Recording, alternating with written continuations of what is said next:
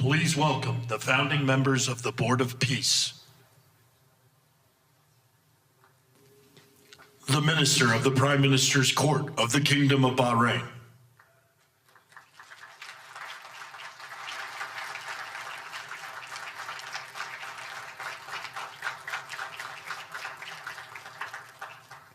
The Minister of Foreign Affairs of the Kingdom of Morocco.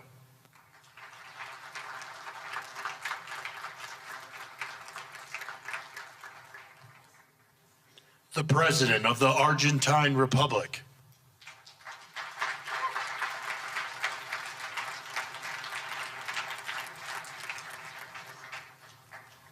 The Prime Minister of Armenia.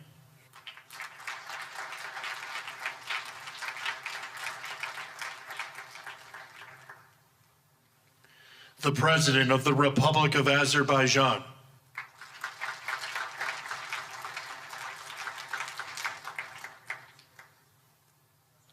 The Prime Minister of the Republic of Bulgaria.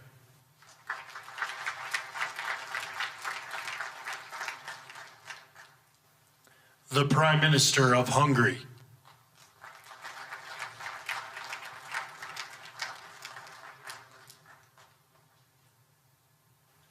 The President of the Republic of Indonesia.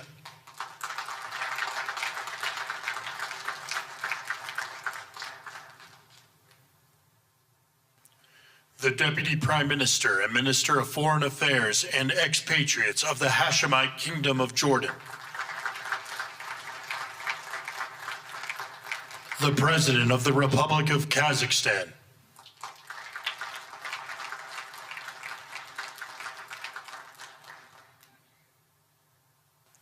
The President of the Republic of Kosovo.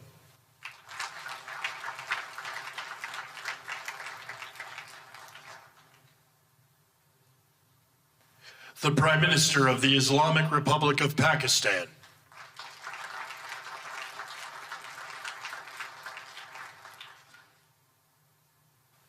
The President of the Republic of Paraguay.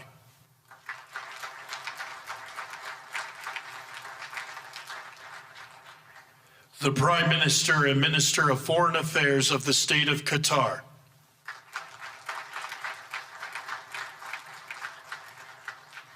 The Minister of Foreign Affairs of the Kingdom of Saudi Arabia.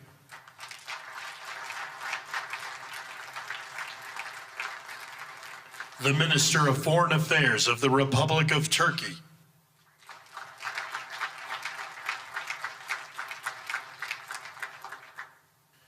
The Special Envoy to the United States for the United Arab Emirates.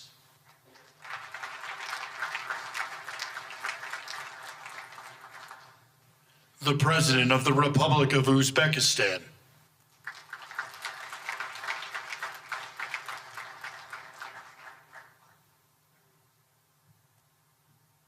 The Prime Minister of Mongolia.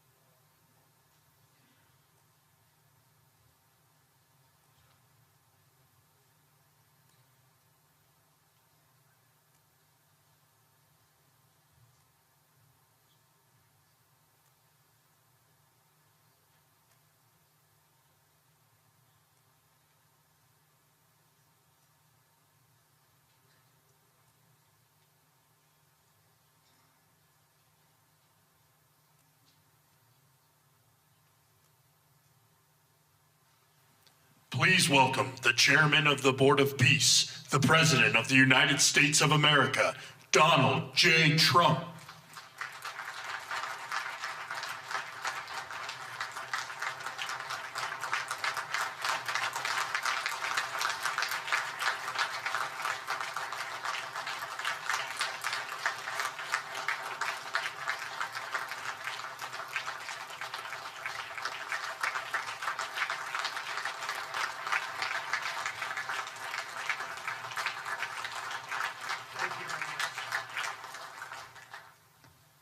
Well, this is a very exciting day.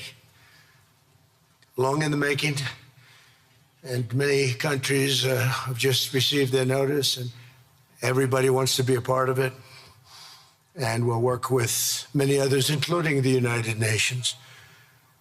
But I want to thank you all for being here. Yesterday, we had an incredibly successful visit with many of the world's top business leaders, the best, the biggest, most successful, and foreign heads of state. And now we have one of the most important meetings of all, the official formation of what is known as the Board of Peace. I want to thank the Secretary of State, Marco Rubio, Special Envoy Steve Witkoff, and Jared Kushner, and their extraordinary work. I mean, they've done an amazing job. We have peace in the Middle East. Nobody thought that was possible. We've settled 8 wars, and I believe another one's coming pretty soon. You know what that is? The one that I thought was going to be an easy one has turned out to be probably the most difficult. Last month, 29,000 people died, mostly soldiers, in Ukraine, Russia. Think of that, 29,000, 27,000 in the month before, 26,000 in the month before that. It's terrible. But we have meetings and we think we're making a lot of progress. Thanks as well to Secretaries Scott Bessent, Howard Lutnick, and Chris Wright, U.S. Trade Representative, Jamieson Greer. They're all doing such an incredible job. Ambassador Callista Gingrich, who is here, doing a fantastic, really fantastic work. Thank you, Callista. And many other members of my administration who are so committed to peace, and they're also committed to great success. Very importantly, let me recognize the very first group of distinguished members of the Board of Peace. They will be introduced by name in just a moment. Caroline will be doing that introduction. And to each and every one of you, we are truly honored by your presence today. Leaders of countries, in most cases, very popular leaders. In some cases, not so popular, but that's the way it goes in life. Thanks as well to President Karol Nawrocki of Poland, who's a fantastic man. He just won a very big election. I'm very proud of him.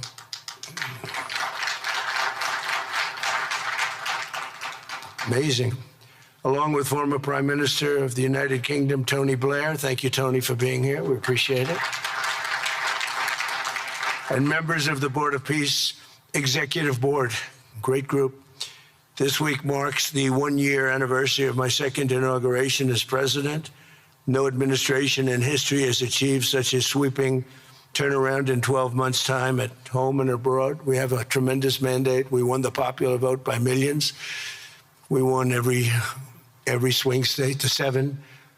They were saying, can you win all 7? Is it possible? Because it's not done. And we won all 7. We have a great mandate back at home. As I said yesterday, the U.S. economy is booming with virtually no inflation. It was 1.2% for the last 3 months. And we inherited the worst inflation in the history of our country.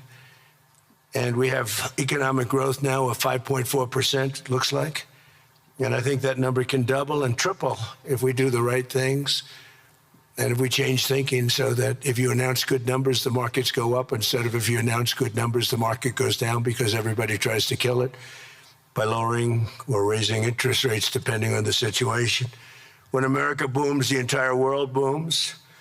And we have secured commitments for over $18 trillion in new investment coming into our country, which is a record by many times over, not just by a little bit, by many times. There's no country ever in history that's gotten anywhere near that number. Slashed our trade deficit by 77%. This is in 1 year. Yesterday was 1 year.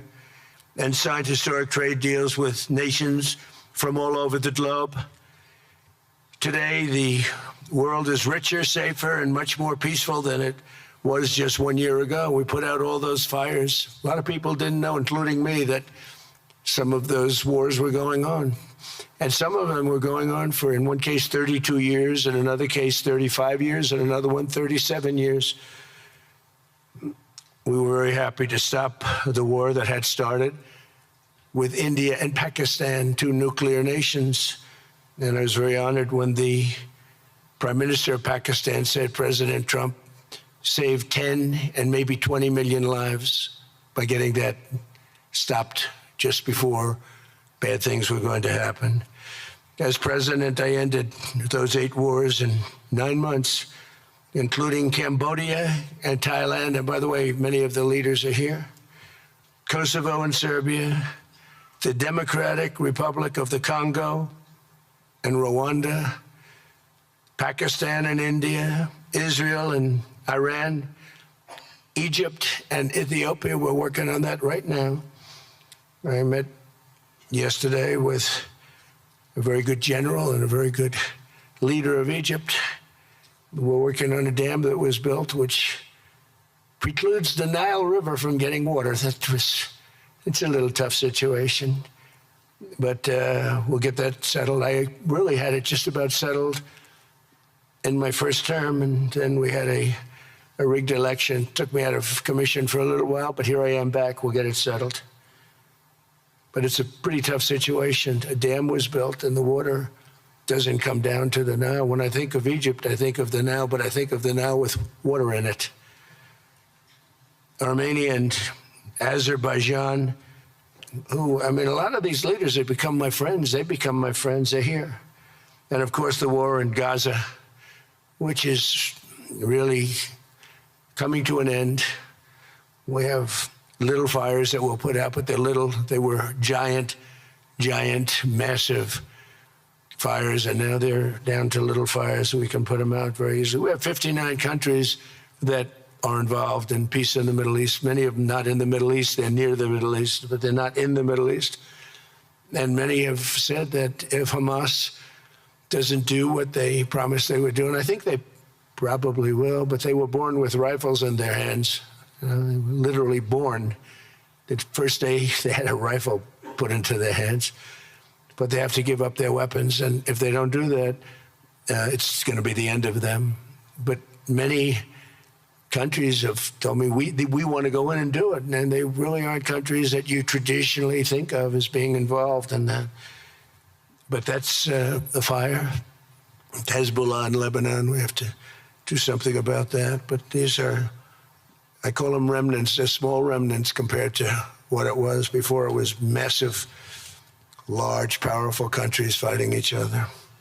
In another great victory for the ultimate goal of peace in June, we obliterated Iran's nuclear enrichment capacity with Operation, we call it Operation Midnight Hammer. And it was midnight, it was dark, no moon, and every single one of those bombs from the B-2 bombers hit the air shafts and went deep into the earth and totally obliterated everything that they were doing. They were 2 months away from having a nuclear weapon. Can't let that happen. And Iran does want to talk, and we'll talk. We've also hit ISIS in Syria, and very strongly, as you know. In my first administration, I took out al-Baghdadi, the founder of ISIS, and he was trying to start it up again because due to the tremendous talent of General Raisin Kane, as I call him, he wiped out ISIS in a period of 3 weeks in my first term. You know, we had a great first term, but the second term is, I think, blowing it away, actually. But we took out ISIS, and we had, it was gone, but during the Biden administration, it formed again a little bit. We hit it very hard in Syria. And Syria, by the way, I spoke with the president, is making a lot of progress, tremendous progress, actually. We're very happy about that. We took off all sanctions, which gives them a chance to breathe. And he is working very, very hard, and I think he's going to put it all together. So many things are happening, many good things. Threats to Europe and America, the Middle East, and other places are really calming down. It's a lot different than it was just 1 year ago. Just 1 year ago, the world was actually on fire. A lot of people didn't know it. And in Nigeria, we're annihilating terrorists who are killing Christians. We've hit them very hard. They've killed thousands and thousands of Christians. What's that all about? Much of this unprecedented success is possible because I rebuilt our military in my first term, and now we're making it even stronger. We have a budget of over $1 trillion this year, and next year we're going to $1.5 trillion. Our country's never done better economically. We're taking in numbers that we've never taken in, not only the fact that the investment is at 18 trillion plus, but our jobs numbers, everything is, I think, maybe better than ever before. I think you're going to see a lot of you are investing in our country. I think you're going to be extremely happy with your investments. I think you'll see numbers like you haven't seen before. I also secured commitments from virtually all NATO allies to increase their defense spending to 5% of GDP. Everybody but Spain. I don't know what's happening with Spain. Why would they not do that? They want a free ride, I guess, huh? Every country but Spain increased to 5%. I don't know why. We're going to have to talk to Spain. With America's renewed attention to security of the Western Hemisphere, I've stopped the invasion on our southern border and designated the drug cartels as foreign terrorist organizations. And you probably saw that we've virtually stopped almost 100% all drugs coming in by water. And now we're going to stop them on land. The land is easy. The water is tough. But that's down now. I heard it just last night. It was 97. Now it's 98.1%. And we're trying to figure out who are the 2% that are willing to get into those boats. I don't think they watch television or the news. But we've taken out almost 100% of all of the drugs coming into the United States by water.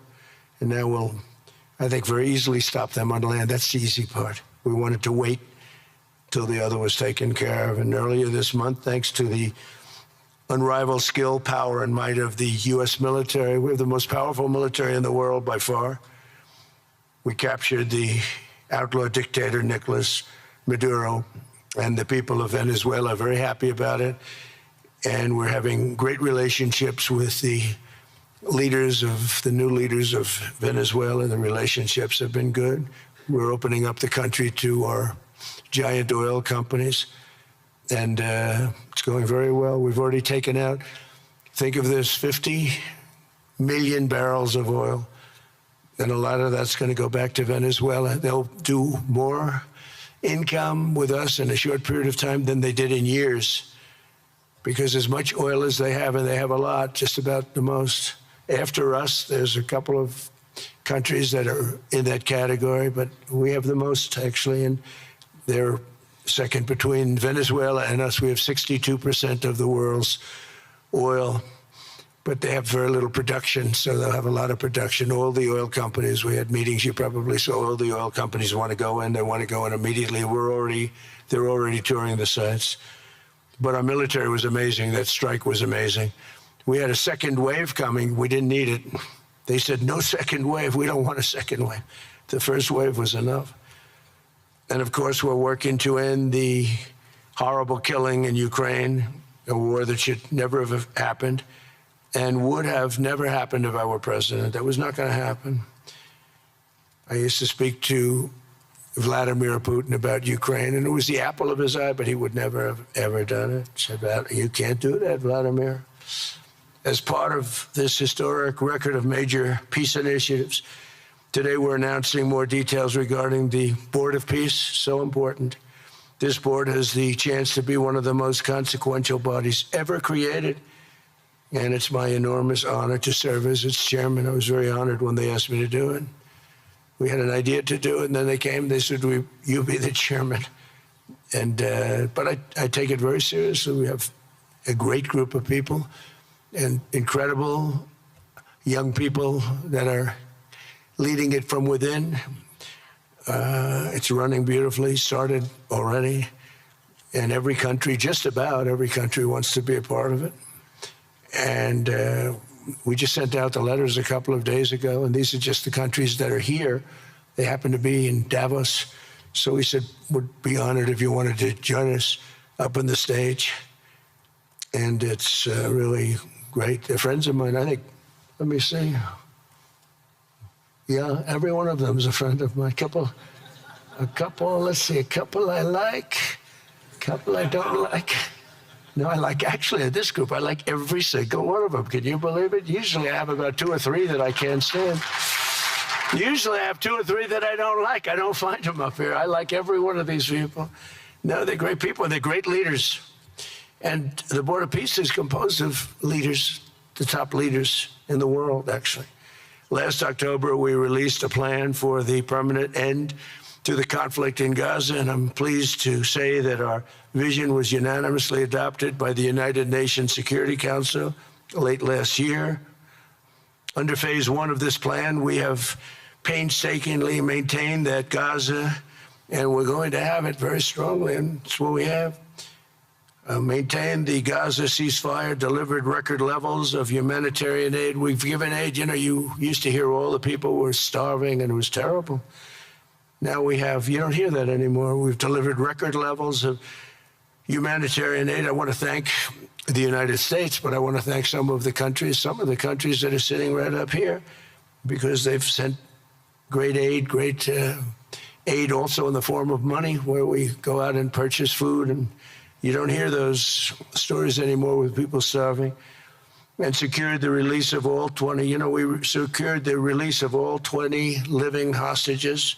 Now, I want to thank Steve Witkoff and Jared and everybody for working so hard. They worked so hard, but there were 20 remaining living hostages. Now, we got hundreds out, but the last 20, I said, boy, that's going to be a tough one. And I said that a year before, and it was a tough one, but we got them. Got all 20, every one of them. And we had also about 28 that were dead, but the parents wanted them just as though they were living, just as much. Some cases, it almost seemed more. It was amazing, actually, the love. But their boy had been killed in just about all cases, young men. Their boy had been killed, and they wanted the body of the boy, and it looked like it couldn't be done. And with the exception of one, and we're close on the track of that, we've got them all, every single one of them, which is amazing.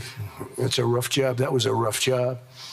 And I've been very clear that Hamas must return that last remaining deceased hostage as well, and that will be the full commitment. And then we get on to other things, and we're committed to ensuring Gaza is demilitarized, properly governed, and beautifully rebuilt. It's going to be a great plan, and that's where the Board of Peace really started. And I think we can spread out to other things as we succeed with Gaza. We're going to be very successful in Gaza.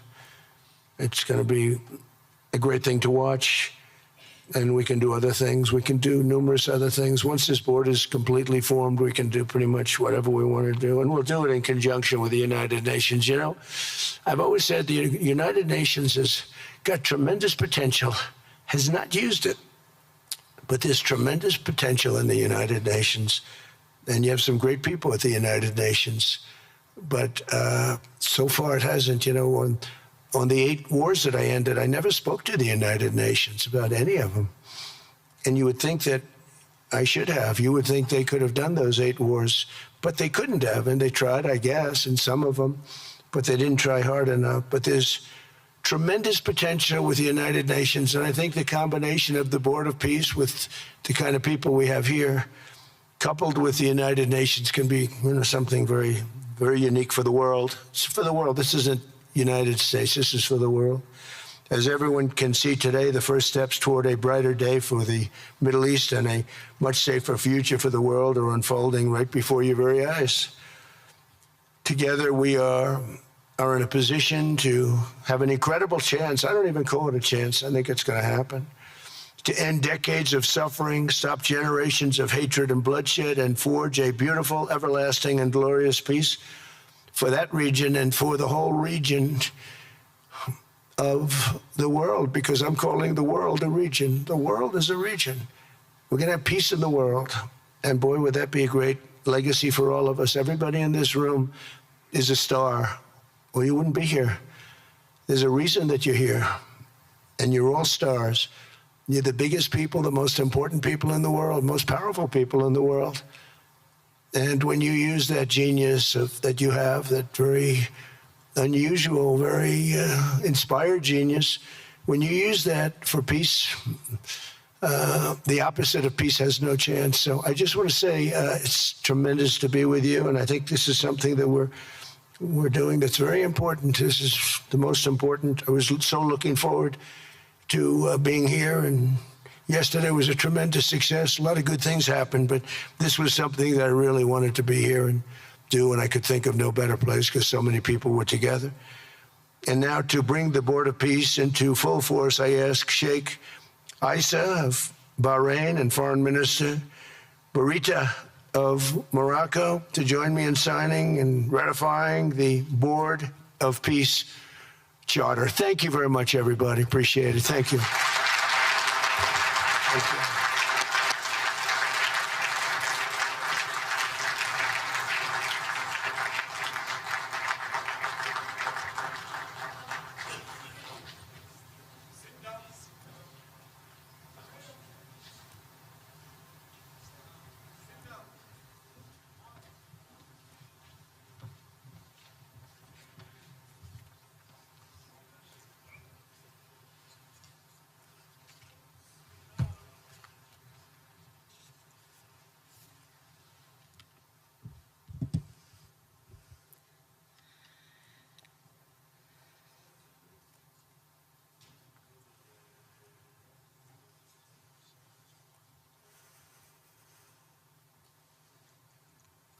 Okay.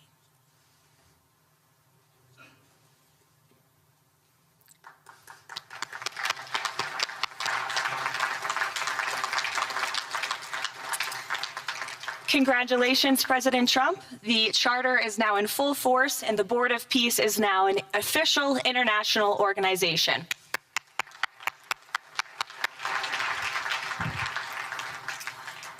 We will now continue the signing ceremonies, beginning with the President of Argentina and the Prime Minister of Armenia.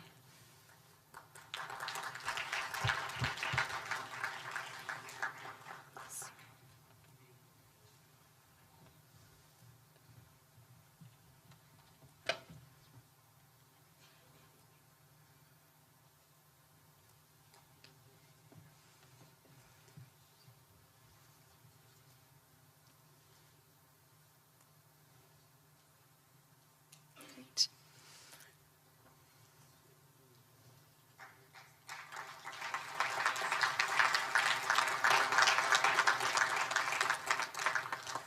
Next up, the President of the Republic of Azerbaijan and the Prime Minister of the Republic of Bulgaria.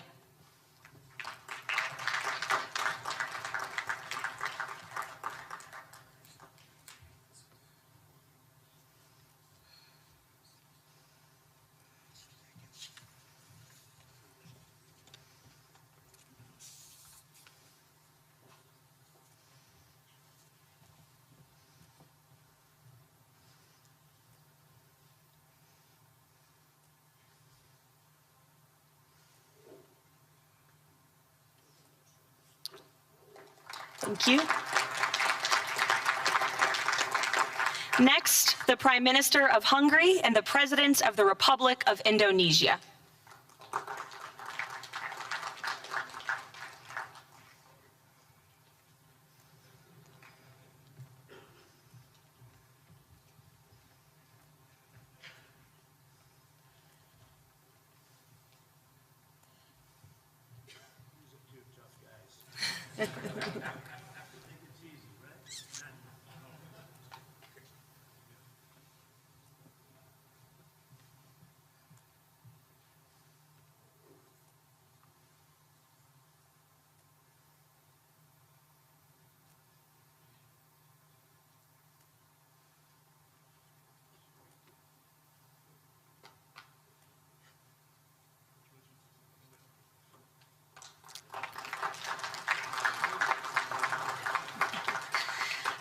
Next, the Deputy Prime Minister of the Kingdom of Jordan and the President of the Republic of Kazakhstan.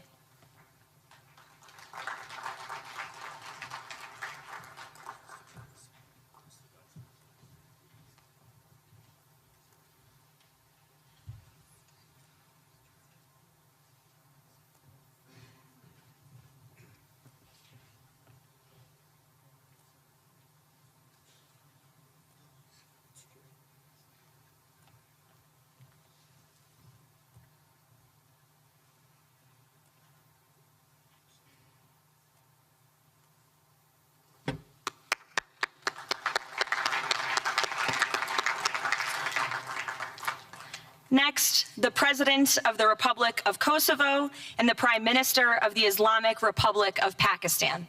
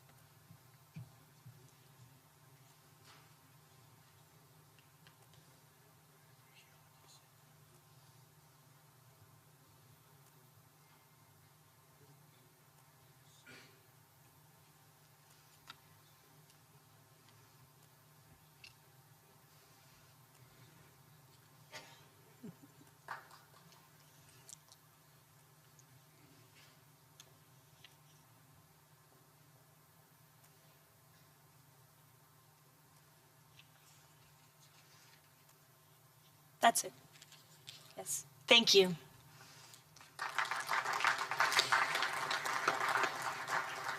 Next, the President of the Republic of Paraguay and the Prime Minister of the State of Qatar.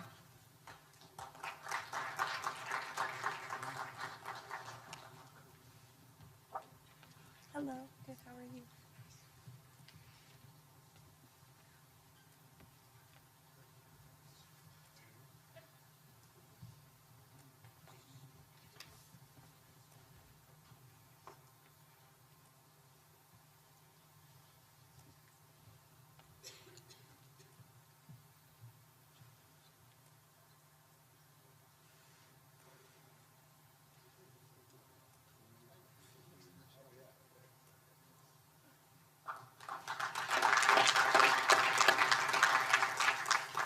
Next, the Minister of Foreign Affairs of the Kingdom of Saudi Arabia and the Minister of Foreign Affairs of the Republic of Turkey.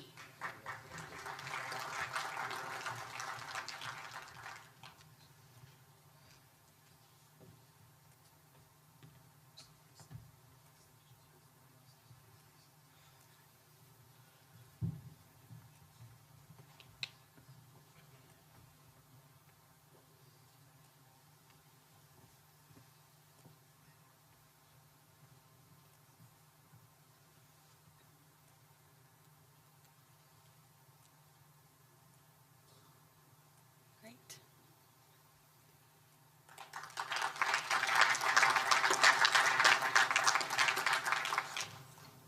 Next, the Chairman of the Executive Authority Affairs of the UAE and the President of the Republic of Uzbekistan.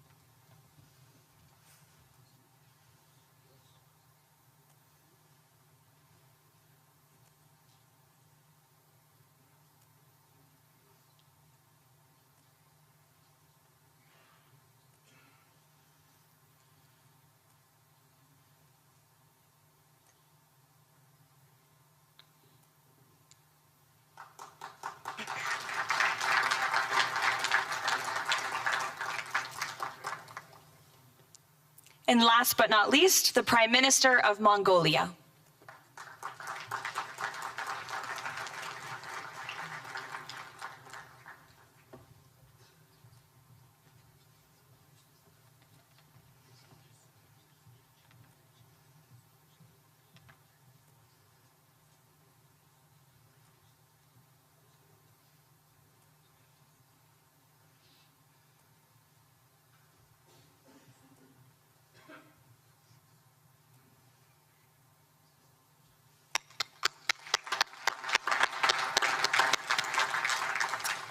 Congratulations, everyone. This concludes the signing ceremony. If President Trump and all of the Board of Peace members could please join the president around the table. The president is now going to sign the inaugural resolution that will resolve the Board of Peace's Gaza mandate per the United Nations Security Council Resolution 2803.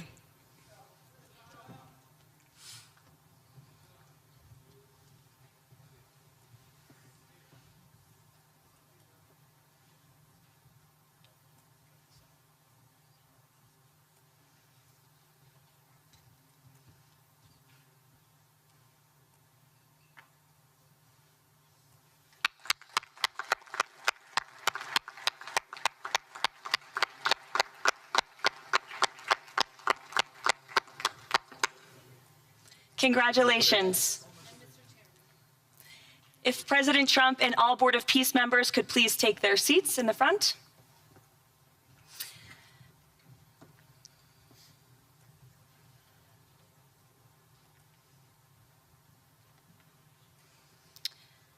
Now it is my honor to introduce the United States Secretary of State Marco Rubio, who will speak about President Trump and his accomplishments. Without further ado, Secretary Rubio.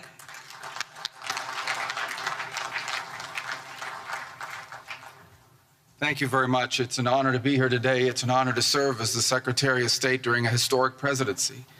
And it's a historic presidency because the President of the United States, Donald J. Trump, is someone who is not limited by what others say is possible or what others say is impossible. He's not limited by some of the things that have happened in the past, and he's willing to talk to or engage with anyone in the interest of peace, always putting the American people and our national security first, but understanding that in the world that we share with so many others, peace is paramount to all of us. We are here today because of President Trump's vision. If we go back just a few months ago, people thought what was happening in Gaza was impossible to solve. 28 hostages that were dead, others that were still living, all these hostages that were being held. No one thought that that would ever come to a resolution without more fighting and more bloodshed along the way. In fact, frankly, many thought it was intractable. And sadly, many of the institutions that have served us well, in many cases, for the last 70 years, were unable to do anything about it. But President Trump had the vision and the courage to dream the impossible, to believe that it was doable, and to pursue it with all of his heart. And he was in that capacity assisted by an extraordinary team, and I think both Jared and Steve deserve a tremendous amount of credit, Jared Kushner and Steve Woodcock, for all the work they put in. And all of our partners here today. And now we have this Board of Peace, who I believe's possibilities are endless. Obviously, with a focus first and foremost on making sure that this peace deal in Gaza becomes enduring. And I know this president has it as his highest priority and will give it everything he has to make sure that this is successful. I also want to acknowledge the extraordinary leaders that are here today. This is not just a Board of Peace, this is a Board of Action. Just like President Trump is a president of action. A lot of times people like to give speeches. I've been to many of these forums, and they're not useless, and they're not, they have utility in many cases. But oftentimes in international affairs, we often find ourselves at events where people are reading these scripted statements, these strongly worded letters that they put out, but no action, nothing happens. This is a group of leaders that are about action. And the President of the United States is a president of action, of getting things done. And today is the beginning of that, of a new era and a new stage that we think is so important as a model to the rest of the world of what is possible. And clearly the focus is right now on Gaza and making sure that the plan that's about to be presented to you here today, this vision for the future of Gaza, this vision for the future of the region, is not just possible and promising. It is our destiny if we put the time and the effort that it requires, as I know this board will do. But I also think it will serve as an example of what's possible in other parts of the world. Without losing focus on what's before us now, this is what's possible for other places and other conflicts that seem impossible to solve right now. So I want to, on behalf of the United States, on behalf of the team that worked so hard on this, thank every single one of the leaders that are here today and all of the countries that have committed to joining, and many others who are going to join. Others either are not in town today or they have to go through some procedure internally in their own country because of constitutional limitations, but others will join. Many want to be a part of this effort because it is going to be a successful effort. And you see it reflected here today among countries of different backgrounds from different parts of the world, majority Christian, some, majority Muslim, others, who've come together. In fact, former adversaries who have joined here as part of this Board of Peace. And all was possible, and I want to acknowledge this again, because of the vision and the drive of the President of the United States. So thank you all for joining us here today. We appreciate it very much.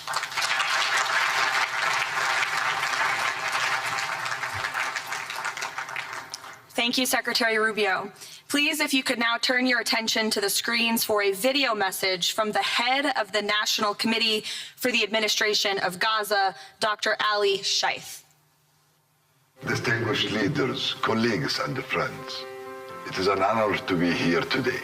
I want to start by thanking President Donald J. Trump and his administration for their intensive efforts to advance peace in the whole region. I also thank Egyptian President Abdel Fattah al-Sisi, Qatar, and Turkey as mediators, the Palestinian Authority, and members of the United Nations Security Council for welcoming the comprehensive peace plan. These efforts created the opportunity for a new future in Gaza Strip. But what will really matter is what comes next. This transition will succeed only if it delivers real, tangible improvements in daily life for Gazans. As Chief Commissioner of the National Committee for the Administration of Gaza, it's my responsibility to turn this moment into action, to restore order, to rebuild institutions, and to create a future for the people of Gaza defined by opportunity and dignity, under the principle of one authority, one law, and one weapon. As a first step, I am pleased to announce the Rafah crossing will open next week in both directions. For Palestinians in Gaza, Rafah is more than a gate. It is a lifeline and symbol of opportunity. Opening Rafah signals that Gaza is no longer closed to the future and to the war.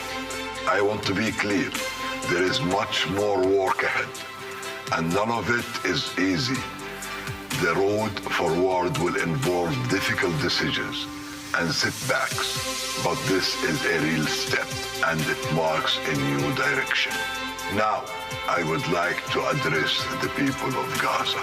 من أرض الكنانة أتوجه الآن بكلمتي إلى أبناء شعبنا الصامد الصابر في قطاع غزة. لقد صمدتم وحافظتم على أسركم وأرضكم خلال سنوات عصيبة هجاف صبرت أعماقكم وكل الحدود. إن صمودكم الأسطوري له أعظم ما قدمت. Your legendary steadfastness is the foundation upon which we will build our future together. This moment is not for looking back, but for moving forward toward a prosperous and bright future.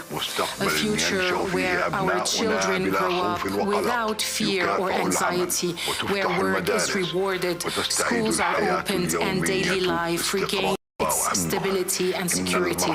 The coming stage requires the concerted efforts of everyone. But you will not face it alone.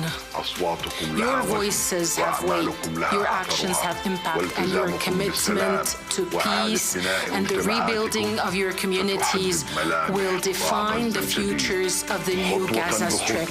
Step by step, with discipline and determination, we will build a capable Gaza, capable of self-reliance, and we will build it into a center for freedom, opportunity, and peace.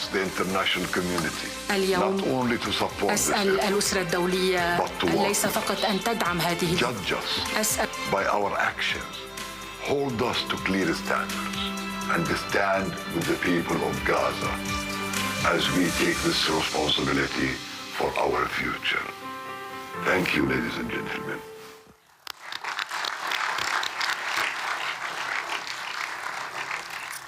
I now would like to welcome to the podium U.S. Special Envoy Steve Witkoff and Jared Kushner.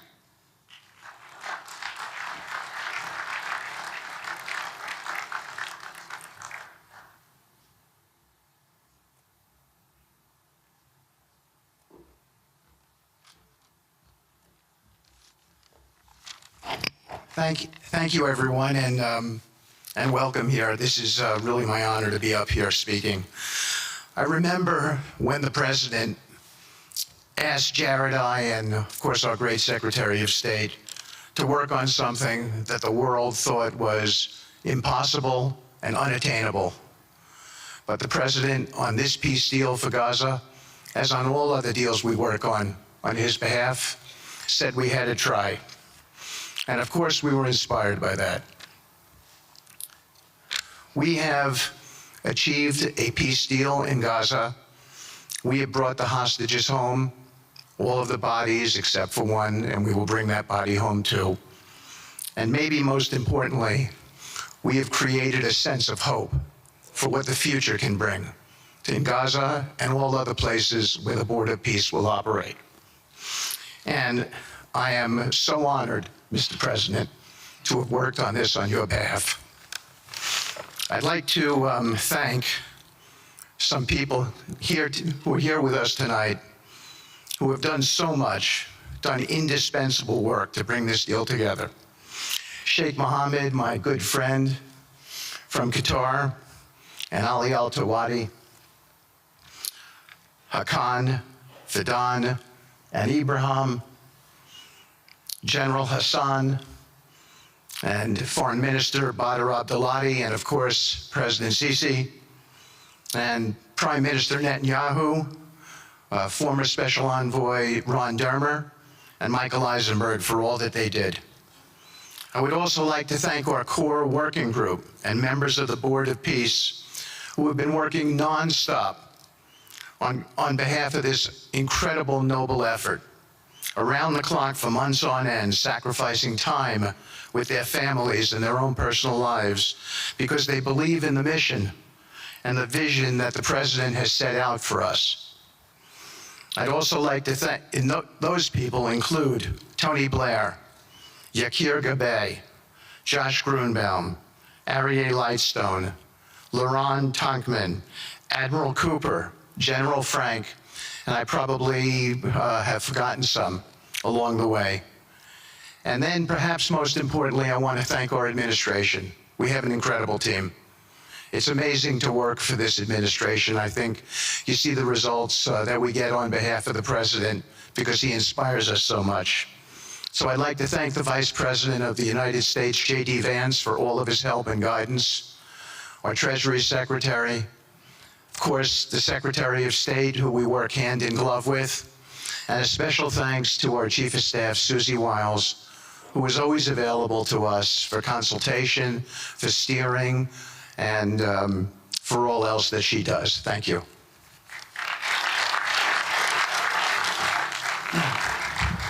Thank you, Steve. And I have to say, one of the great honors for me of being able to work on this has been working with Steve, who really is as brilliant as he is. His heart is tremendous. He's a lot of fun to be with. And even in some of these, very difficult moments where we didn't think things were happening, working together really was an amazing treat.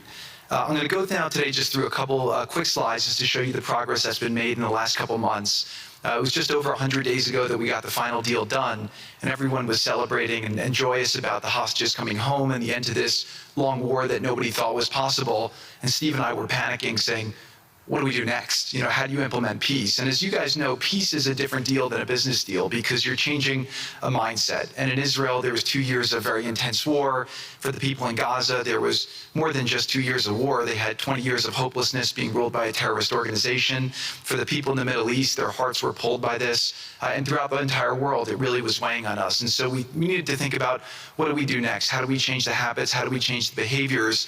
And we really got to work right away. And the team that Steve thanked, including the White House team and the team of volunteers, it's really been an incredible effort, very entrepreneurial. And we really did it in the way. I've been working now with President Trump for 10 years on politics. And what continues to amaze me is that he always takes a first principles approach and says, what's the most optimal outcome? Aim for that. Whereas politicians are always focused on the downside or what could go wrong or how to make it a little bit better. He always says, aim for the best possible and do your best to get there. And if everyone thinks it's impossible, that's even more reason why you should aim for it. And so really thank you for the leadership and the inspiration for doing this. And I think you'll see today we've achieved more than thought was possible. And our ambition is still to go for something, I think, better than most people think is possible as well. So let's see if these things work. They never usually work. Good. So quickly, I'll go through this 2-year war, 90,000 tons of munitions. There's over 60 million tons of rubble there, and tens of thousands of fatalities. Through the ceasefire, we were able to get to through the 20-point plan, ceasefire, release of hostages. Getting the UN resolution passed was a huge, huge effort, really thanks to Mike Waltz and the whole team there. They did an incredible job. And we then, with the help of the UN, we've worked very, very well with them. This is why you need a new organization like the Board of Peace to work with the UN. I want to thank Tom Fletcher, did an incredible job of really getting it going. We've done historic humanitarian aid. Going forward, number one thing is going to be security. Obviously, we've been working very closely with the Israelis to figure out a way through de-escalation. And the next phase is working with Hamas on demilitarization, which I'll talk about in a second. But without security, nobody's going to make investments. Nobody's going to come, build there. We need investments in order to start giving jobs. We want to take these people. 85% of the aid of Gaza, 85% of the GDP of Gaza has been aid for a long time. That's not sustainable. It doesn't give these people dignity. It doesn't give them hope. And so we want to use free market economy principles. A lot of what President Trump spoke about that he's doing in America, we want to bring the same mindset, the same approach to a place like Gaza to give these people the ability to thrive and have a good life. Let's see.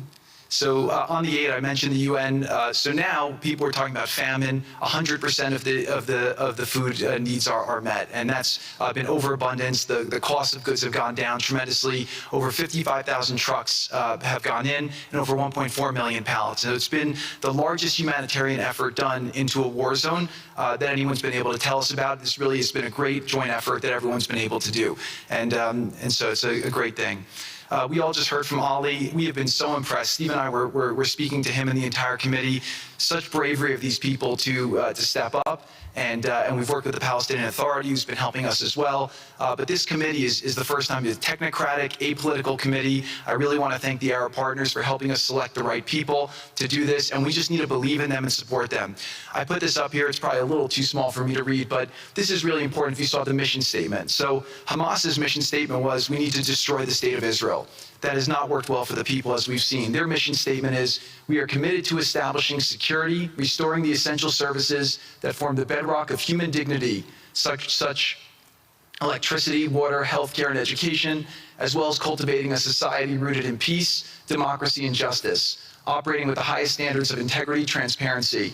So these are the basic things. Their goal is to have peace and to help their people, which is an obvious mission statement for a government, but actually fairly novel for Gaza. So we did a master plan. We brought in, I thank Yakir Gabay, who's one of the most successful real estate developers and brilliant people I know. He's volunteered to do this, not for profit, really because of his heart. He wants to do this. And we've developed ways to redevelop Gaza. Gaza, as President Trump's been saying, has amazing potential. And this is for the people of Gaza. We've developed it into zones. In the beginning, we were toying with the idea of saying, let's build a free zone, and then we have a Hamas zone. And then we said, you know what, let's just plan for catastrophic success. Hamas signed a deal to demilitarize. That is what we are going to enforce. People ask us what our plan B is. We do not have a plan B. We have a plan. We signed an agreement. We are all committed to making that agreement work. There's a master plan. We'll be doing it in phasing. In the Middle East, they build cities like this in 2-3 million people. They build this in 3 years. And so stuff like this is very doable if we make it happen. Rafah will start with. This will show a lot of workforce housing. We think this could be done in 2-3 years. We've already started removing the rubble and doing some of the demolition. And then New Gaza. It could be a hope, it could be a destination, have a lot of industry, and really be a place that the people there can thrive, have great employment. Once this starts going, we think there should be 100% full employment and opportunity for everybody there. And we have a lot of data on what can be, but we think that this really gives the Gazan people an opportunity to live their aspirations. But it all starts with security, and it all starts with governance. Final note I'll just say on the Board of Peace, which is that all the lessons we're doing is we're basically studying the best practices from all over the world, and we're watching who does education the best, who does healthcare delivery the best. All of these things it's not secret IP. All this is IP that the Board of Peace is going to make public, and we want to encourage all the countries to be able to follow these best practices. A lot of the things that President Trump is doing in America, if they're working, we should all be copying them. If we find what's working in other countries, we should be copying them too. And so what the Board of Peace will have the ability to do if we're successful with Gaza is really show how do you do peace implementation, which is something that when we got this deal done, we didn't really find too much expertise or know-how on how to do it. So as we're creating this system, hopefully it's something that we can just document these learnings and make them available to all else who want to use them in the future. So demilitarization, this is something we're starting now. We have a new government in Gaza. This government will be working with Hamas on the demilitarization to really take the principles that were agreed to in the document to the next phase, and hopefully that will be successful. Without that, we can't rebuild. So if Hamas does not demilitarize, that will be what holds back Gaza and the people of Gaza from achieving their aspiration, and that's very important. So the next 100 days, we're going to continue to just be heads down and focused on making sure this is implemented. We continue to be focused on humanitarian aid, humanitarian shelter, but then creating the conditions to move forward. So thank you. Final point I'll just make is this is really only possible because of the work of so many people and President Trump's great leadership. But a lot of you have been asking, how can we help? So the countries have all been incredibly generous. We'll be doing the first conference where we'll announce a lot of the contributions that will be made in a couple weeks in Washington. From the private sector, there'll be amazing investment opportunities. I know it's a little risky to be investing in a place like this, but we need you to come, take faith, invest in the people, try to be a part of it. And then finally, I'll just talk to people on the media and on the social media, which is, this deal only happened because we worked with Israel, we worked with Turkey, we worked with Qatar, we worked with Saudi, we worked with Egypt. I mean, everyone worked together. We worked with UAE. We all worked together to make this happen. I see a lot of people trying to escalate, criticizing Israel or Israelis criticizing Turkey or Qatar. Just calm down for 30 days. I think that the war is over. Let's do our best to try working together. Our goal here is peace between Israel and the Palestinian people. Everyone wants to live peacefully. Everyone wants to live with dignity. Let's put our efforts towards promoting those who are doing the work to build this up, like Ali and his committee. Let's focus on the positive stories, and let's just calm down, turn a new chapter, and if we believe that peace is possible, then peace really can be possible. So we're going to continue to work every day. We need all of your help to do it. And again, I just really want to thank President Trump for his leadership in doing this. This would not have been possible without your commitment to this. Everyone thought it was impossible to end this war. You never gave up. You never stopped. Every time there was a setback, you told us to try harder. You gave us different ideas. And we've made several impossible things happen just in Gaza to date. No reason why we shouldn't be able to make even more impossible things happen. So really thank you for your amazing leadership.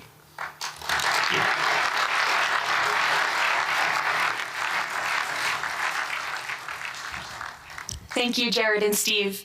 Now I would like to introduce and welcome to the podium the High Representative for Gaza, Nikolay Mladenov.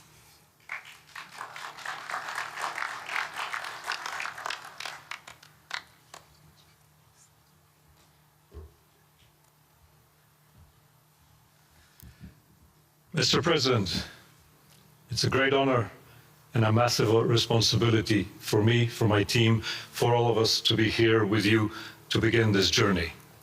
Who would have thought 2 years ago that we will be sitting here with this group of countries, with this leadership, giving the people of Gaza a new chance? Who would have thought that last Friday I would be sitting, Mr. President, in Cairo with an amazing group of Palestinian technocrats, people who you don't see on the news, people who are not media personalities, but who are experts, who are committed to giving their people a chance in life. And this is what this is all about.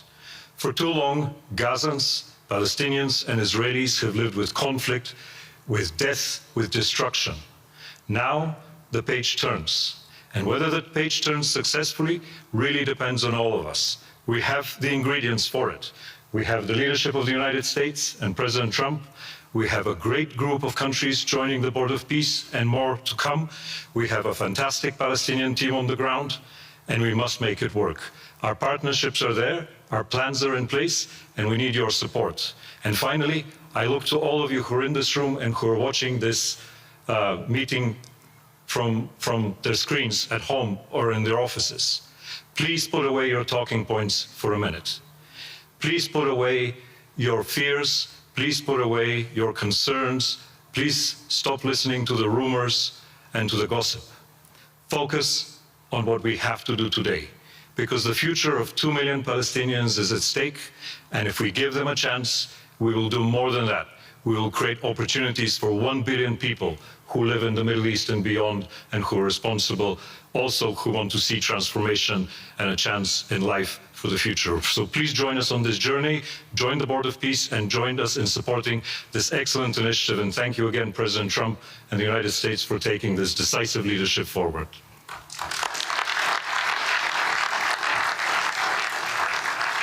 Thank you.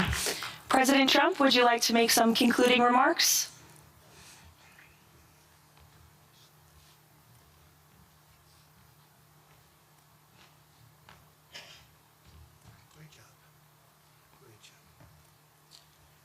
Well, I just want to tell you it's all happening. And one of the first things I said when we really got involved in this project, and it's a big one, but it's very doable, I said to Jared and Steve and some of the other folks, including Larry Fink, and congratulations on the great success. The two of you have done a fantastic job. This is bigger and better than ever. We usurped some of your time for a very important reason, and you understand that better than anybody, and we appreciate that you're here very much. Thank you both very much. But I said that, this is a great location. It all begins, see, I'm a real estate person at heart, and it's all about location. And I said, look at this location on the sea. Look at this beautiful piece of property, what it could be for so many people. It'll be so great. People that are living so poorly are going to be living so well. But it all began with a location. That's the vision. They look out on the waters, and very few places are like it. So we put together a team that's outstanding, a team that's done it before, a team that I think has done tougher jobs, if you want to know the truth. We've done some tough jobs. And we continue to, as far as the United States is concerned, we're behind it. And the United States has never been stronger, never been bigger, better. It's doing really well. You see that, building thousands of businesses, plants, factories all over the United States are right now under construction. Nobody's ever seen anything like it. And this is just an honor to be involved with this and to be involved with the great people in this room and the great leaders that are sitting on stage. We thank you very much. And we have many others that have signed up, and they all want to be members of the Board of Peace because it really will be important. This is not going to be a waste of time. We waste so much time on things that never happen. This will happen, and it's already happening. Thank you very much, everybody. It's a great honor to be with you. Thank you. Thank you.